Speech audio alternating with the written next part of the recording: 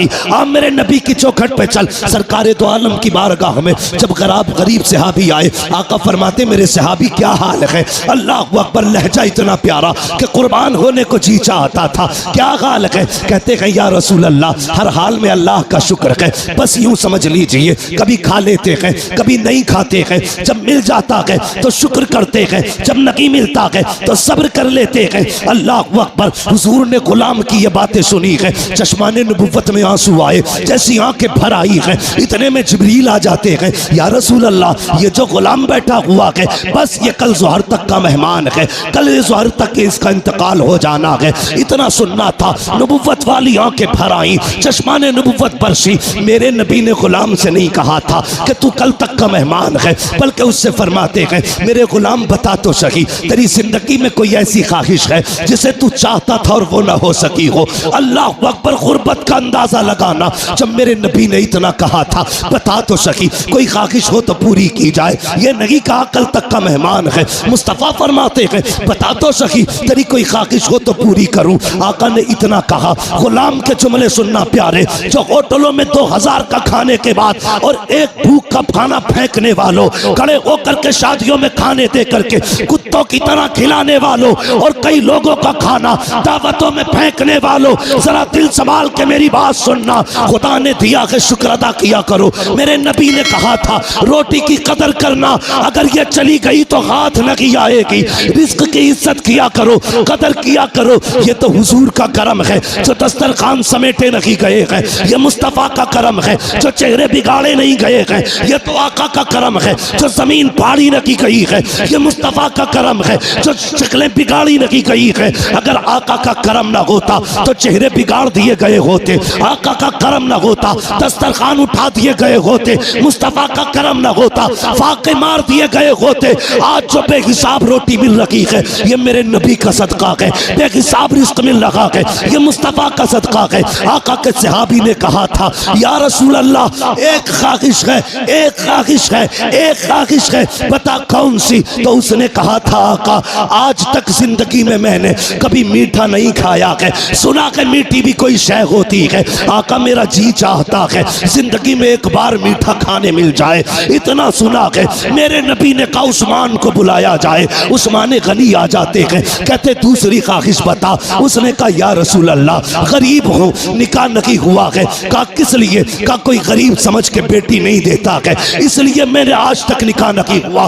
آقا میرا بھی جی چاہتا ہے کاش میرا بھی نکاح ہو، میری بھی بیوی ہو۔ یا رسول اللہ کبھی کبھی ارمان جاگتے ہیں، دل یہ کہتا ہے جب دنیا سو رہی ہو اور رات کا آدھا حصہ گزر چکا ہو، آقا اس وقت میں میری بیوی بھی ہو اور میں بھی ہوں، دونوں مسلح پہ کھڑے ہوں، وہ بھی رو کے رب کو مناتی ہو، میں بھی رو کے رب کو مناتا رہوں۔ آقا بس اتنی خواہش ہے، ایک تو میٹھا مل جائے، دوسرا میرا نکاح ہو جائے۔ نبوت والی آنکھیں برس رکھی ہے، فرمایا بتا تیری نظر میں کوئی بیٹی ہو تو بتا۔ اس نے کہا جی یا رسول اللہ میرے چچا ذات بہن ہے، لیکن میرا چچا غریبی کی وجہ سے مجھے دیکھنا نہیں چاہتا۔ آقا فرماتے بلایا جائے اس کے چچا کو۔ جب ان کے چچا کو بلایا گیا، اب میرے نبی کا فیصلہ سننا۔ آقا فرماتے ہیں میرے صحابی میں نے تیری بیٹی کا رشتہ اپنے اس غریب صحابی کے ساتھ طے کر دیا ہے۔ پھر کیا تھا؟ مصطفیٰ کا فرمان تھا، گردن جھک جاتی ہے۔ آقا فرماتے ہیں کوئی اعتراض تو نہیں ہے؟ تو انہوں نے کہا تھا یا رسول اللہ حق تو یہ ہے بیٹی کا ہاتھ مانگا ہے، اگر سر بھی مانگ لیتے ہنستے ہنستے جانے دے دیتے، اس لیے کہ یا رسول اللہ جان دیتی ہوئی اسی کی تو تھی، حق تو یہ ہے کہ حق عطا نہ۔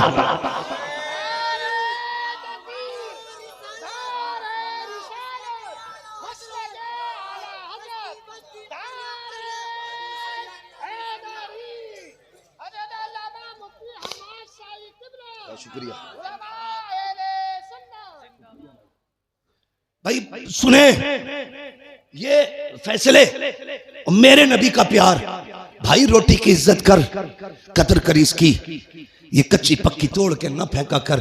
کھانے کا ادب یہ ہے کھانے کے لیے بیٹھو تو اگر پلیٹ میں ٹوٹی ڈلیا میں ٹوٹی روٹی کے ٹکڑے ہونا، پہلے ٹکڑے کھا کے رب کو دکھایا کر، یا اللہ میں نے ناشکری نہیں کی ہے، میں تو ان ٹکڑوں کے لائق بھی نہیں تھا، یہ تیرا احسان ہے، تو نے میرے آگے یہ ٹکڑے رکھ دیے ہیں۔ وہ تو یہ کہتا کہ میرا شکر ادا کرو گے تو اتنا دوں گا کہ سنبھالا نہیں جائے گا، اور ناشکری کرو گے تو یاد رکھنا ایسے عذاب میں مبتلا کروں گا کہ کوئی بچانے والا نہیں ہوگا۔ حضور نے اتنا فرمایا کہ تیری بیٹی کے ساتھ اس کا نکاح ہونا ہے۔ جی یا رسول اللہ کا تاخیر نہ کرنا۔ آقا جانتے تھے کل ظہر تک کا مہمان ہے، مصطفیٰ جانتے تھے کل ظہر تک اسے موت آنے والی ہے، اس لیے میرے نبی نے کہا اب دن کا انتظار نہیں ہے، ابھی اس کا نکاح ہوگا۔ ابو بکر جی یا رسول اللہ نکاح کی جو ضرورتیں ہیں وہ آپ پوری کریں گے۔ عثمان جو حلوہ ہے وہ آپ کا بنانے کی ذمہ داری ہے، ایسا حلوہ بنانا کہ آج تک کسی نے نہ کھایا ہو۔ میرے غریب غلام کی تمنا ہے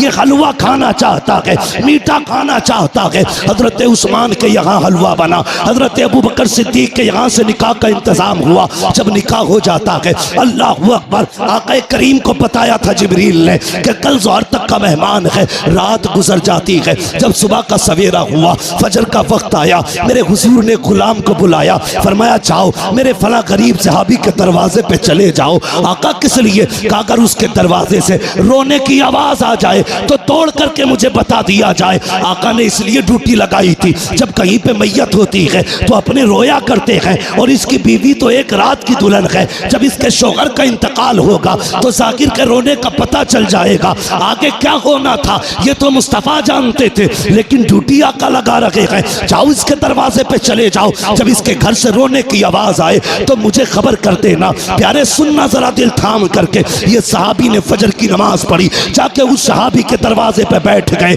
ظہر ہو گئی، کوئی نہیں رویا ہے، ظہر کی نماز پڑھی۔ آقا فرماتے کیا ہوا؟ جی یا رسول اللہ ابھی تک تو کوئی نہیں رویا ہے۔ کہتے پھر جائیے، پھر آئے گئے، عصر تک بیٹھے رکھے، کوئی آواز نہیں آئی۔ جب عصر میں آقا سے ملاقات ہو رہی ہے، مصطفیٰ فرماتے ہیں پتا کیا ہوا؟ کہتے یا رسول اللہ میں صبح سے دیکھ رہا ہوں اس گھر سے قہقہوں کی آوازیں آ رہی ہیں، ہنسی اور خوشیوں کی آوازیں آ رہی ہیں۔ آقا اس گھر میں کوئی نہیں رویا ہے، اتنا سننا تھا۔ حضور نے سجدے میں سر رکھا، اے میرے مالک بتا تو سکی، کل جو جبریل نے بتایا تھا وہ تو صحیح تھا، جبریل تو جھوٹ نہیں بولے گا، تیرے فیصلے بھی حق ہیں۔ جبریل نے یہ کہا تھا یہ ظہر تک انتقال کر جائے گا، مگر میرے مالک بتا تو سکی ابھی تک وہ مرا کیوں نہیں ہے، اس کو موت کیوں نہیں آئی ہے؟ اب ذرا دل تھام کے سننا پیارے، رب نے جبریل کو بھیجا، جا میرے محبوب سے جا کے کہانی بتا دے۔ حضرت جبریل آئے ہیں، یا رسول اللہ بے شک اس کو ظہر میں انتقال کر جانا تھا، اس کی زندگی ظہر تک تھی، لیکن یا رسول اللہ جب مغرب کے بعد کا وقت آیا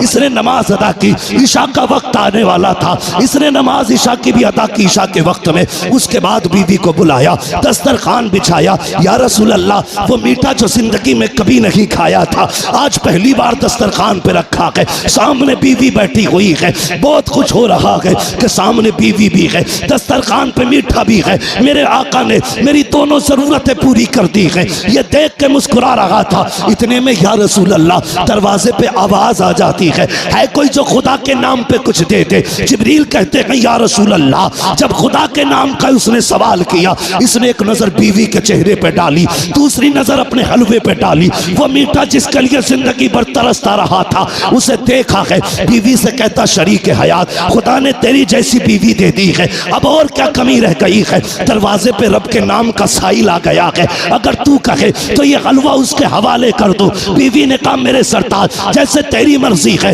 جبریل کہتے ہیں یا رسول اللہ اس نے اپنی زندگی کی سب سے پسندیدہ غذا حلوہ اٹھایا، خدا کے نام پہ غریب کو دے دیا، اور کہا جب غریب کے ہاتھوں میں حلوہ آیا آقا اس کی زبان سے جملہ نکلا خدا تیری خوشیوں کو سلامت رکھے، خدا تیری خوشیوں کو سلامت رکھے۔ جبریل کہتے ہیں یا رسول اللہ فیصلہ تو موت کا ہو چکا تھا، لیکن جب اس فقیر نے کہا تھا خدا تیری خوشیوں کو سلامت رکھے، رب نے فیصلہ کر دیا اے جبریل اس نے اپنی من پسند سے میری رضا کے لیے اپنے آگے سے اٹھا کر کے غریب کے حوالے کر دی ہے، جاؤ میں نے اس کی زندگی کو موت کو زندگی میں تبدیل کر ڈالا ہے، اور اس کے غموں کو دور کر کے اس کی زندگی کو خوشیوں سے آباد کر ڈالا۔